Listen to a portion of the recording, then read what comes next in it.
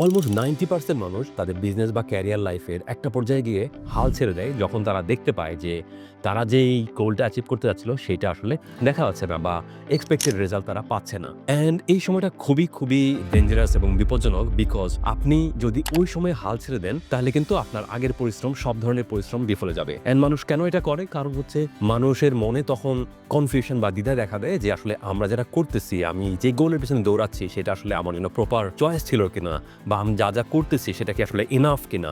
এরকম আরো নানান ধরনের পিছুটান কিন্তু মানুষের মধ্যে দেখা দেয়। দেন মানুষজন কুইট করে বা হাল ছেড়ে দেয়। সো এইটা যদি করি সেক্ষেত্রে কিন্তু আমাদের সব পরিশ্রম বিফলে যাবে, জ্বলে যাবে। সো এটা কখনোই করা যাবে না, বরং আপনাকে মোটিভেটেড থাকতে হবে।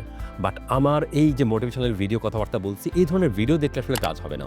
আপনাকে মোটিভেটেড থাকতে হবে, সাথে আপনাকে কনসিস্টেন্টলি আপনাকে এফোর্ট দিতে হবে। আপনি যে কাজগুলো করে যাচ্ছিলেন প্রতিদিন, ছোট কাজ, ক্যারিয়ারের যে কাজ বা বিজনেসের যে কাজগুলো করতেছিলেন, সেই কাজগুলো আপনাকে কন্টিনিউ করতে হবে। তাইলেই শুধু একটা পর্যায়ে গিয়ে আপনি দেখবেন যে আপনি রেজাল্ট দেখতে পাচ্ছেন, যদি আমরা কনসিস্টেন্টলি মোটিভেটেড থেকে গুড ওয়ার্ক কন্টিনিউ করি।